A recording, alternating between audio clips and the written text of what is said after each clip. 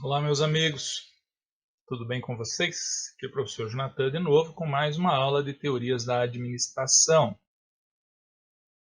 Nessa segunda-feira, então, nós vamos continuar falando sobre motivação humana e teoria comportamental, que nós começamos a falar na aula passada. Na aula passada eu falei para vocês que lá no período ainda, na transição do período clássico para o propósito sistêmico das teorias da administração,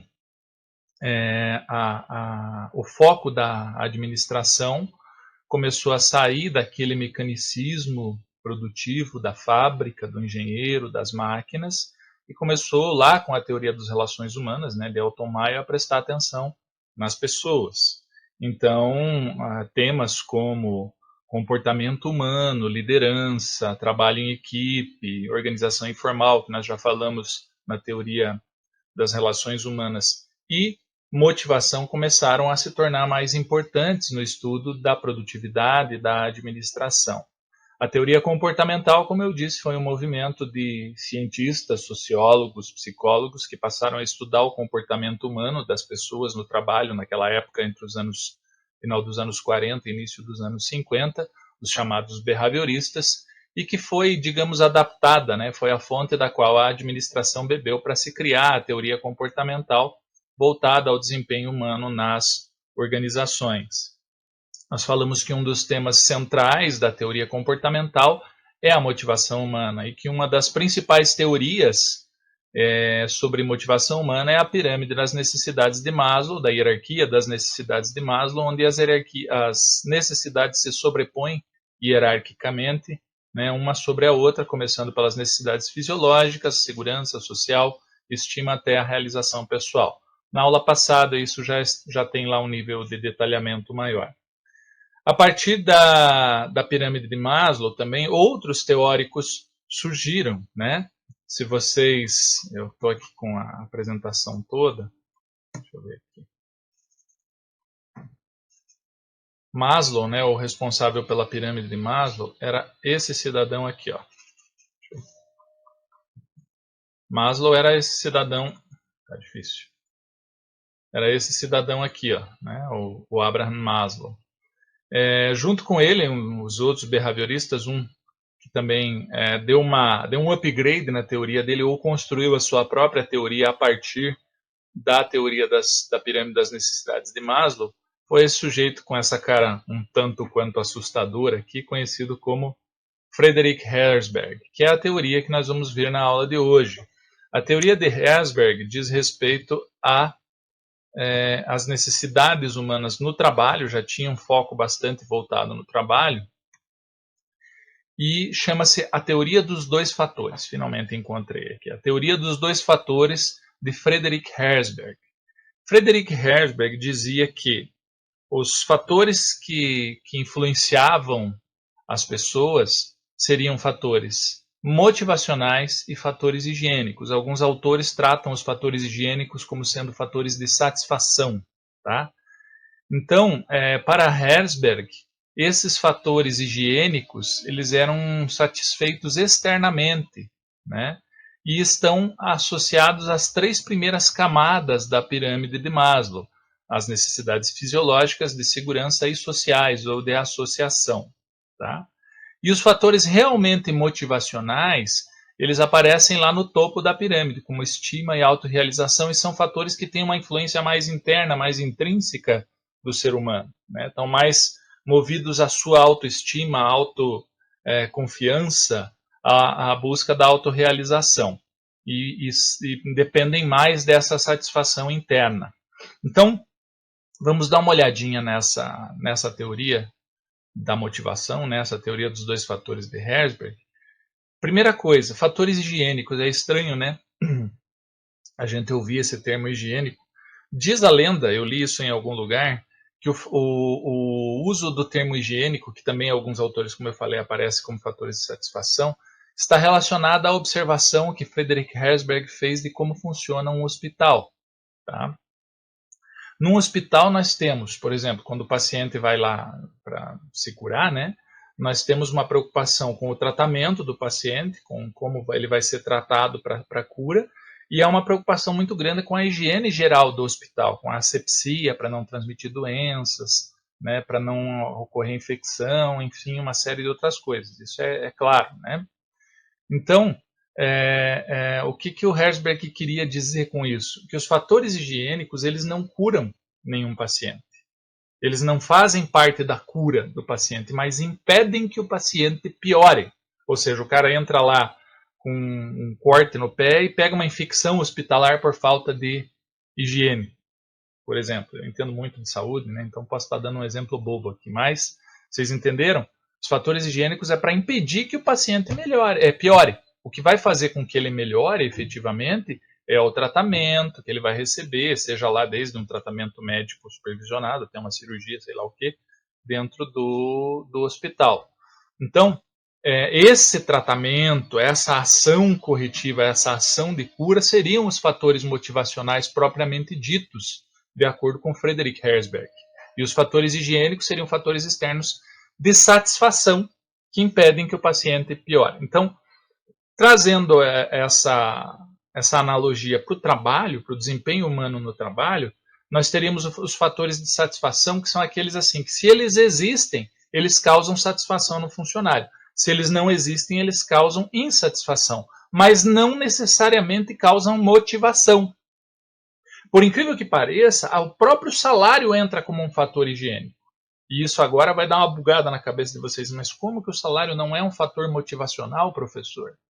De acordo com Frederick Herzberg, o salário não é um fator motivacional. Ele é um fator de satisfação. Ele é um fator que, existindo, ele causa satisfação, não existindo, ele causa insatisfação. Tá? Aí existe até uma lógica minha aqui que eu vou explicar para vocês para entender de alguma forma como o salário não é um fator motivacional. Se ele não existir, é óbvio que ele causa insatisfação, ele precisa existir. Mas, veja só, vamos supor que você recebe uma proposta de aumento. Se você atingir uma determinada meta até a metade do ano, você vai receber um aumento de salário. Isso, num primeiro momento, causa motivação, porque você sai da zona de conforto, lembrem lá do ciclo motivacional, você sai da zona de conforto, você tem uma tensão gerada a partir dessa proposta, que faz com que você saia da zona de conforto e busque um objetivo através de um comportamento. Né? Você tem lá até a metade do ano para atingir determinada meta, e daí você vai receber um aumento de salário. Você faz o teu esforço, mediante o teu comportamento, alcança essa meta e recebe o seu aumento de salário. Recebendo o seu aumento de salário,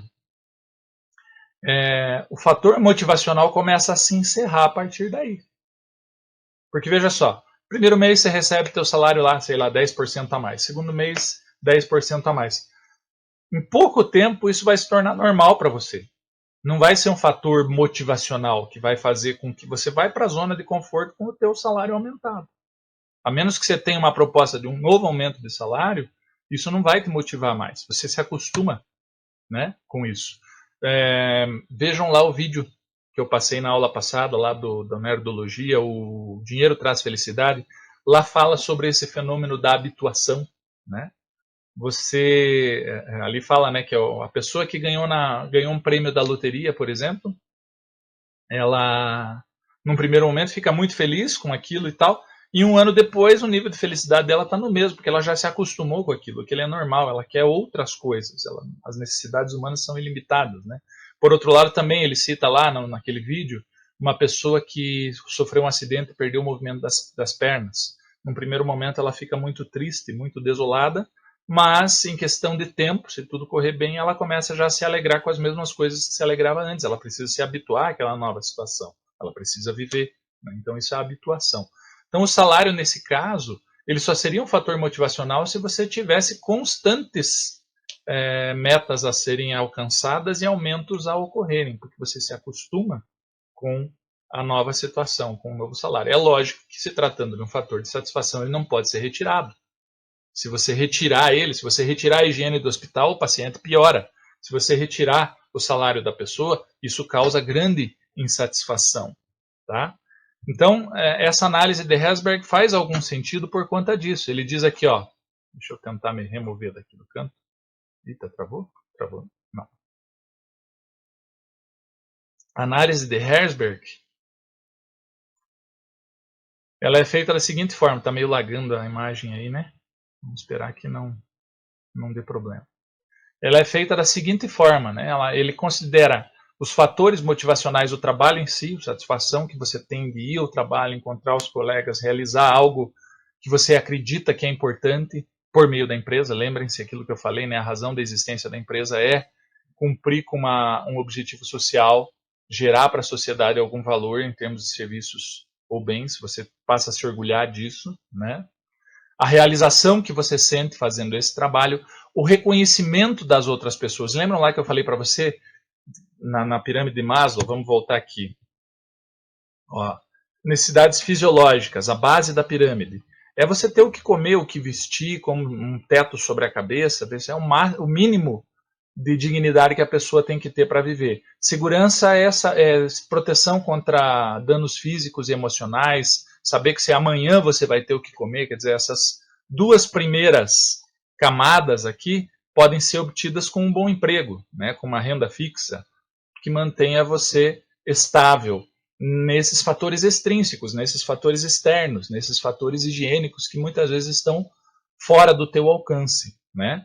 Agora, quando a gente fala em estima, eu falei para vocês, né? Associação, necessidades sociais, é você se sentir parte da sociedade. Uma pessoa que vai pedir um prato de comida na porta da casa dos outros, ela não tem nem os fatores de segurança nem fisiológicos atendidos. Muitas vezes as pessoas dão lá um prato de comida para a pessoa ir embora e não incomodar mais, né? É o que acontece. Essa pessoa não é aceita socialmente. Quando você está no terceiro nível aqui, você passa a ser aceito socialmente. Você é um membro da sociedade, não excluído da sociedade. Agora, quando você chega aqui, você é uma pessoa importante, respeitada nessa sociedade. E isso vem com o quê? Vem com reconhecimento, progresso, né, com mais responsabilidades dentro da empresa. Há pessoas que buscam realmente responsabilidades, já para poder ganhar esse status, ganhar importância, né, dentro da empresa. Bater o cartão e ir lá fazer o teu trabalho e ir embora é bastante cômodo, mas ainda assim tem aqueles que buscam algo acima disso, né? A responsabilidade. O que eu sempre falo para vocês, o empreendedor, né, diz assim, agora você é dono do próprio negócio, não vou precisar mais trabalhar tanto. Lê do engano, né? O dono do negócio é o que mais se preocupa. Ele não para de se preocupar com o negócio o tempo todo. Ele leva para casa as preocupações. A responsabilidade é muito grande. O trabalho dele não acaba quando ele bate o ponto, como é o caso do funcionário. Tá? Então, os fatores motivacionais são esses. E os fatores higiênicos, os não motivacionais ou os fatores de satisfação, condições de trabalho. Tá? As condições de trabalho, elas podem até causar satisfação ou insatisfação. Mas, assim, a melhoria das condições de trabalho, a promessa da melhoria das condições de trabalho, ela até pode existir motivação associada ao salário, à administração da empresa, relações supervisor-benefícios. Aqui são alguns exemplos só. Mas ela é uma motivação muito curta, não é duradoura, não é permanente, né? Ela ocorre ali, a promessa de um aumento de salário, beleza, aquilo ali durante um determinado momento pode causar motivação. Mas depois ocorre a habituação em relação a isso. Claro que é um fator de satisfação. Ó. Aqui embaixo vocês podem ver isso com mais propriedade. Ó. Os fatores higiênicos, os fatores de satisfação, se você retira eles, causam insatisfação. Se você acrescenta esses fatores, ele não causa insatisfação, mas também não causa motivação. Os fatores motivacionais eles já são mais poderosos nesse sentido. Então esse é um sobrevoo aí sobre a teoria de Herzberg, que é a teoria dos dois fatores. Faltou uma coisa. Para resolver a questão motivacional de acordo com Herzberg, ele propõe que o trabalho da pessoa ele passe por transformações constantes. Voltamos. Então, para resolver essa questão da motivação, Herzberg propõe o enriquecimento do cargo, o enriquecimento das tarefas da pessoa, né? Que as pessoas ganhem mais responsabilidades, que saiam de tarefas simples e repetitivas para tarefas que envolvam cada vez mais aquilo que eu falei para vocês, né? A gestão de recursos da empresa. Eu sempre falo para vocês desde a primeira aula, vejam por que é importante estudar administração, gente. Por quê? Porque você sai, às vezes, da faculdade com habilidade técnica numa determinada área para desenvolver aquele trabalho, mas a tua progressão de carreira, o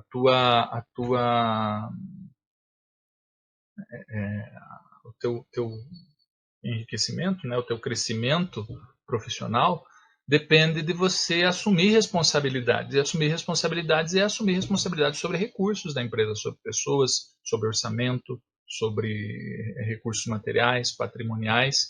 E muitas vezes esse acréscimo de responsabilidades ou a habilidade necessária para gerir esses recursos não vem lá do que você estudou na faculdade, vem do entendimento em gestão, claro, desde que você não tenha estudado algo relacionado à gestão. Mas e vem com a experiência, né? Então, o Herzberg já propunha isso, você tem que enriquecer o cargo, dar mais responsabilidade para as pessoas, né? E isso, mais ou menos, é a base, é o fundamento do plano de cargos e salários. Quando você entra numa empresa, né, às vezes você tem lá, já aconteceu, pouco tempo atrás, um aluno meu chegou para mim, professor, eu estou com 2 propostas de emprego. Uma é uma empresa que está começando, eles vão me pagar bem, só que, assim, à medida que a empresa crescer, daí eles dizem que eu vou crescer junto. O outro já é uma empresa estruturada, uma empresa, né, bem conhecida, que tem lá um plano de cargos, vai me pagar um pouquinho menos do que aquela outra, mas eu tenho lá um plano de cargos e salário, uma série de benefícios, eu já sei mais ou menos o que eu tenho que fazer e quanto tempo eu posso ganhar progressão dentro da minha carreira. Então, isso é o plano de cargos e salários. Isso daí é um fundamento que tem base aí fundamentado na teoria dos 2 fatores de Herzberg. Herzberg propõe justamente o enriquecimento do cargo por meio desses fatores motivacionais aqui, de reconhecimento, progresso, né, responsabilidade, realização e o trabalho em si. Tá? É só para ficar melhor explicado. Ainda nessa vibe, nessa linha, nós temos um terceiro teórico chamado Douglas MacGregor, que nos apresentava a teoria X e a teoria Y. Tá? Essa é a última teoria que nós vamos ver hoje. A teoria X e Y, ela é engraçada porque ela propõe 2 visões distintas do supervisor, por exemplo, sobre os trabalhadores. Né? O MacGregor, por exemplo, ele identificou, aqui diz, 2 conjuntos diferentes de suposições que os administradores fazem sobre os seus subordinados. A visão tradicional diz que as pessoas têm uma aversão inerente ao trabalho, e a teoria mais otimista presume que o trabalho é tão natural quanto a diversão ou o descanso, que as pessoas desejam trabalhar sob circunstâncias corretas, obtendo muita satisfação trabalhando. São visões distintas. Então aqui, ó, eu vou puxar aqui para o cantinho, tá? Vou puxar aqui a teoria X. Vejam só. A teoria X diz o seguinte: um indivíduo comum, em situações comuns, evitará sempre que possível o trabalho. Evitará sempre que possível o trabalho. Isso é verdade? Isso é observável nas empresas. Né? Sabe aquela história? O chefe viaja na sexta-feira, não tem ninguém supervisionando, o cara vai lá, bota os pés em cima da mesa, fica jogando paciência, né? E não tem aquela pressão, aquela supervisão. Então ele vai evitar o trabalho nessas circunstâncias. Segundo, da teoria X, alguns indivíduos só trabalham sob forte pressão. Também é verdade. Né? Nós somos assim, em várias circunstâncias. O professor passa um trabalho lá para daqui 2 semanas. É na sexta-feira da segunda semana que você sente a pressão e vai começar a se mexer para fazer o trabalho. Né? Precisam ser forçados, controlados para que se esforcem em cumprir os objetivos. Não estou questionando aqui se é certo ou errado. Estou apresentando isso como verdadeiro ou falso. É verdade, isso acontece. Tem gente que só trabalha quando cobrado, né, pressionado. É preguiçoso e prefere ser dirigido. Evita as responsabilidades. Não, isso não é comigo. A gente vê muito isso em alguns setores públicos. Né? Isso não é comigo, é com fulano. Tem ambições. Não, aqui acho que está errado. Não tem ambições. E, acima de tudo, deseja a sua própria segurança. Quer dizer, prefiro a zona de conforto, sempre. O indivíduo é motivado pelo menor esforço, demandando um acompanhamento por parte do líder. Mesma coisa. São ameaçados com punições severas para que se esforcem em cumprir os objetivos estabelecidos pela organização. O medo de perder o emprego, o medo de ser exposto, o medo de sofrer uma punição. O homem comum busca basicamente a segurança. Então, gente, essa primeira coluna aqui, se a gente for parar para pensar, principalmente no operacional da empresa, na base da pirâmide lá, é uma realidade constante. Tá? Agora vamos ver a teoria Y do McGregor. Vejam o que ela diz. Volta aqui. Teoria Y. Ele não está querendo ir, né? Então tá. O indivíduo comum só aceita a responsabilidade. O indivíduo comum não só aceita a responsabilidade do trabalho, como também a procura. O controle externo e a ameaça não são meios adequados de se obter trabalho. É um pouco diferente daquilo que nós vimos até agora. Tá difícil aqui, hein, gente? Deixa eu afastar um pouquinho aqui. Pronto. Ó, o dispêndio de esforço no trabalho é algo natural, quer dizer, trabalho dá trabalho, a pessoa tem que aceitar isso. Os indivíduos são criativos e inventivos e buscam sempre a solução para os problemas da empresa. Vejam que tudo isso que eu estou lendo aqui é o contrário do que aparece aqui do outro lado. Tá? São pessoas motivadas pelo máximo esforço, demandando uma participação maior nas decisões e negociações inerentes ao seu trabalho. O atingimento dos objetivos da organização está ligado a recompensas associadas e não ao controle rígido e punições. Não é a cobrança, o medo que funciona como fator motivacional para mim, mas sim a recompensa para o meu esforço. Tá? E os indivíduos são criativos e inventivos e buscam sempre a solução dos problemas da empresa. Vejam, meus caros, ambas as teorias são verdadeiras. Nós podemos aceitar ambas as teorias como verdadeiras, embora elas sejam opostas uma completamente da outra. E é justamente esse impacto que McGregor queria quando ele expôs essas teorias dessa forma. Por quê? Porque, de certa forma, ele apresenta a coisa da seguinte maneira. Ó, os indivíduos movidos pela teoria X, ou seja, do menor esforço, eu não vou me esforçar, vou fazer só o necessário, vou fazer só o que me cobram, só sob pressão ou para fugir de punições, são pessoas movidas pelas necessidades de baixo nível, praticamente segurança e fisiológicas, as necessidades primárias. Elas não têm ambições maiores além da própria segurança, do próprio conforto.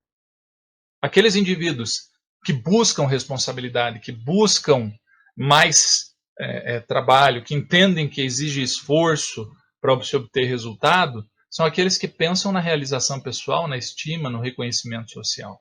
Tá? São movidos pelas necessidades de alto nível ou as necessidades secundárias. Tá?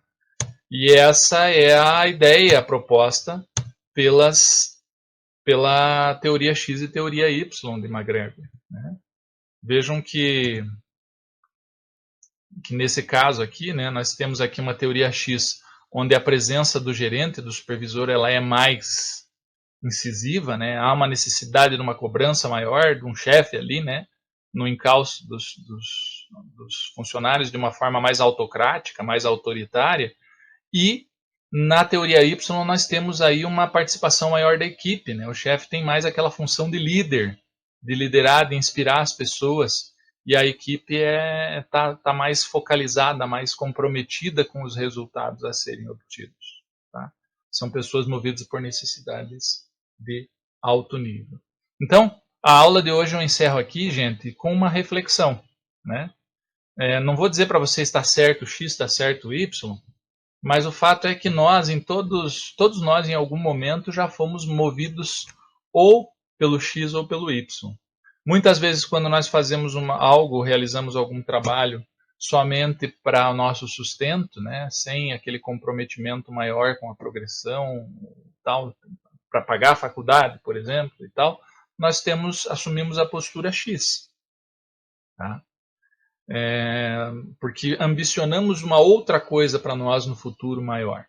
Talvez estejamos trabalhando com algo que a gente não goste, etc. Então não é condenável isso, mas a reflexão fica, nós precisamos assumir uma postura Y, né? Nós temos que buscar a autorrealização, nós temos que buscar essas necessidades de alto nível.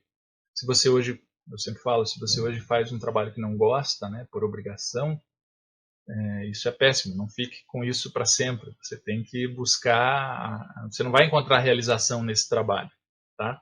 Mas pense que isso pode ser, por exemplo, uma condição temporária para você alcançar objetivos maiores, para você terminar de pagar a faculdade, para você adquirir experiência, para assumir a gerência numa determinada função.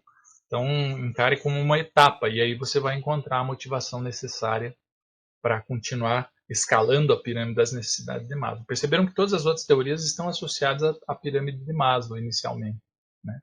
Então, essas teorias são interessantes para que a gente possa compreender melhor como nós nos portamos diante do trabalho e como nós podemos liderar equipes sob nossa responsabilidade para desenvolver aquilo que a administração propõe, né?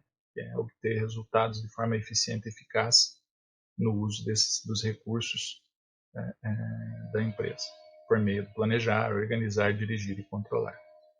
Tá bom, meus queridos? Eu vou deixar uma breve tarefinha para vocês lá, para vocês responderem lá no Classroom. E na próxima aula a gente continua. Obrigado pela atenção de vocês. Tenham todos uma boa semana.